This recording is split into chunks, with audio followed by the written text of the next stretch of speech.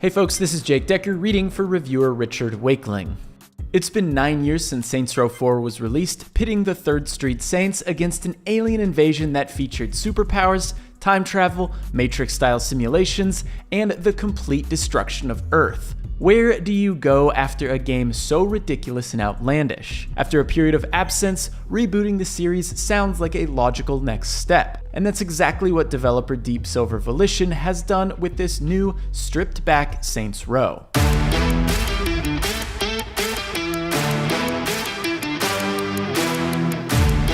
It's still not realistic by any stretch of the imagination, but it's slightly more grounded. However, you still shouldn't envisage finding many of the modern trappings of open-world games. For as much as Saints Row differentiates itself from the bombast of its past few entries, it still closely resembles a game from the same era, leading to an experience that often feels stale and dated. For the most part, this isn't something you could level at Saints Row 4's approach to freedom around character identity and gender, and this is carried over into the rebooted Saints Row. The character creator lets you design pretty much any person you want.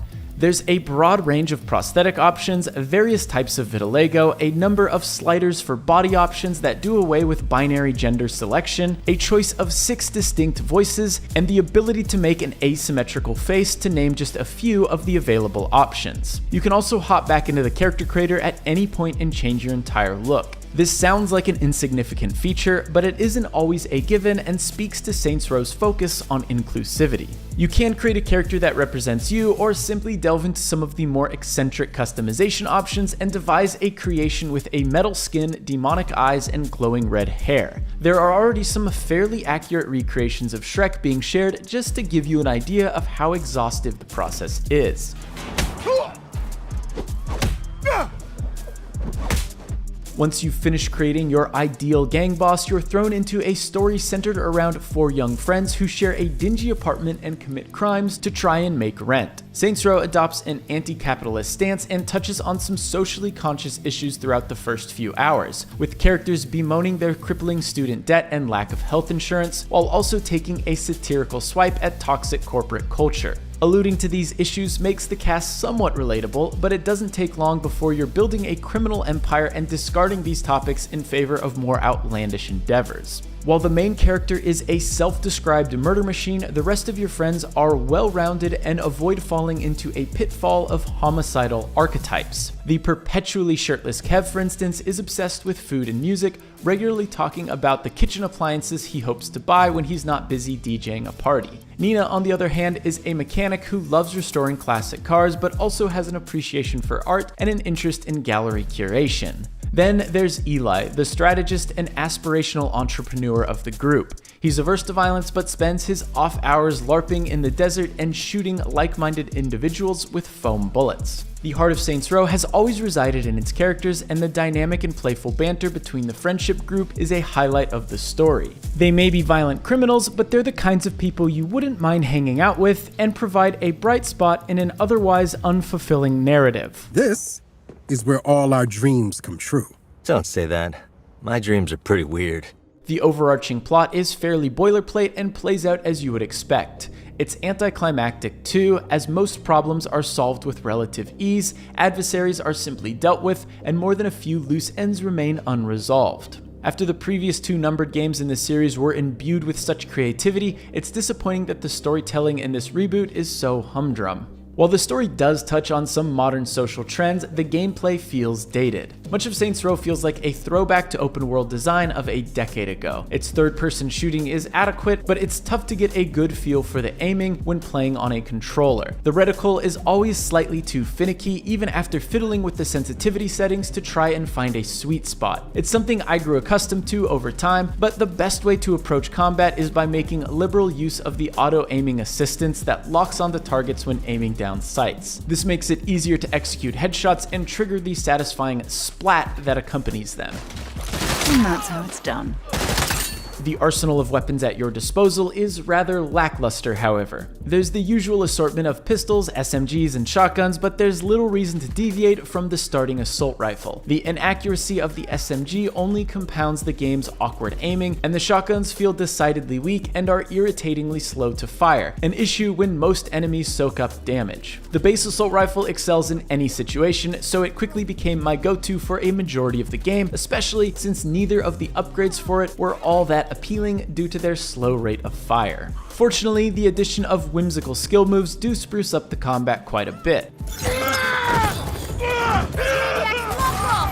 By completing missions and earning experience points, you level up along a linear progression path where each level unlocks a new skill move. You can assign up to 4 at once and utilize them in combat by killing enemies to accrue the flow points you need to activate them. These points fill back up relatively quickly, so it's unlikely you'll ever be left waiting for a chance to use one of these skills. The first one you unlock lets you grab an enemy and stuff a grenade down their pants before heaving them back towards their buddies, which is especially useful for crowd control on top of just being fun to do. Other skills range from a powerful flaming punch to an anti-gravity device that launches enemies into the air and leaves them defenseless. The standard weapons are lacking, but these skills add some much needed variety to combat that shake up the familiar routine. For the most part, these skills also incentivize you to push the attack and mix it up in combat, and this is something the game factors into its health system. Your health bar is divided into separate chunks. Your health will automatically recharge if you don't sustain damage for a few seconds, but it will only refill to the nearest checkpoint, whether that's 1/3 of your health, 2/3 of your health, and so on. To get more health back, you need to kill enemies by getting up close and performing a stylish execution.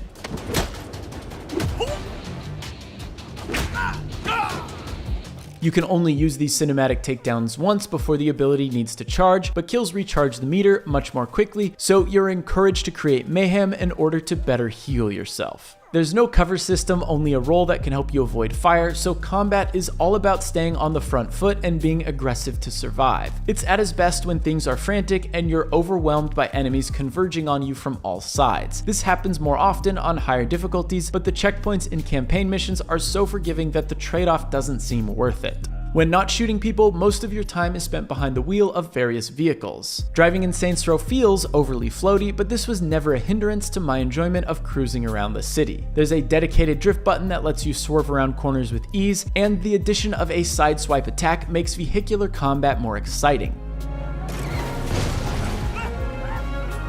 Having to shoot and drive at the same time has never felt good in these types of open world games, so being able to shunt cars off the road and watch them explode in a fiery blaze is a marked improvement on what's come before. It helps, of course, that the fictional city of Santo Ileso is so visually appealing, mixing towering skyscrapers with quiet suburbs and large swaths of desert. Set in the United States Southwest, it calls to mind such places as Albuquerque and Reno while being distinctly its own. You can see the influence of Mexican culture in some of its architecture and the beautiful murals adorning certain buildings, while the neon lights of its casinos cast a seedier vibe. It's a shame then that the city doesn't produce the emergent action that would give it life. This goes back to the game's archaic feel, where you spend much of your time simply driving back and forth between missions.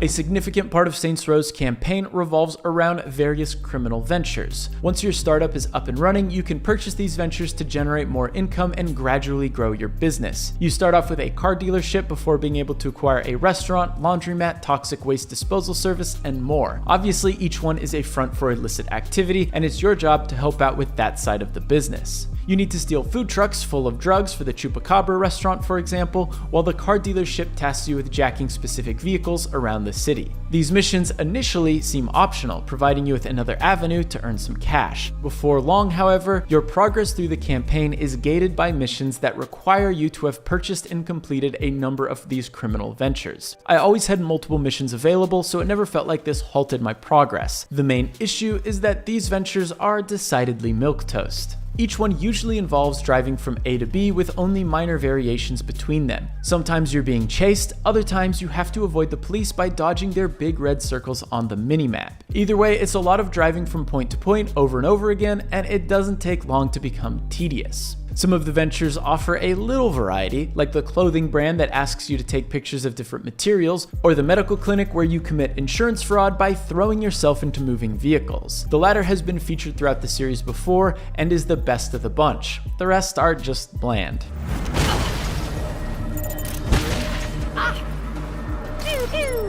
The traditional story missions add more impetus by engaging in action movie hijinks, but the mission design still feels like a relic of the past. One early mission sees you assaulting a convoy by leaping from car to car to make it up the line. This sounds like an exciting set piece, but in practice, you're just shooting static enemies before watching a short cutscene of your character making an untroubled jump. These missions are still enjoyable at times, but there's always this nagging feeling of deja vu because it all feels so familiar.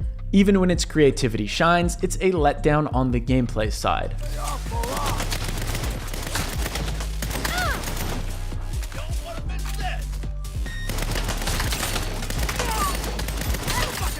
One of the criminal ventures you can purchase involves Eli's Mad Max-inspired LARPing exploits. These missions are combat-focused and stand out because everyone is committed to role-playing. Your previously violent executions now consist of fake punches and pretend chest bursting, and your arsenal is replaced by toy weapons that fire foam projectiles. Later on, there's a giant cardboard worm that knocks people over with its roar and an excellent recreation of the greatest death scene in movie history.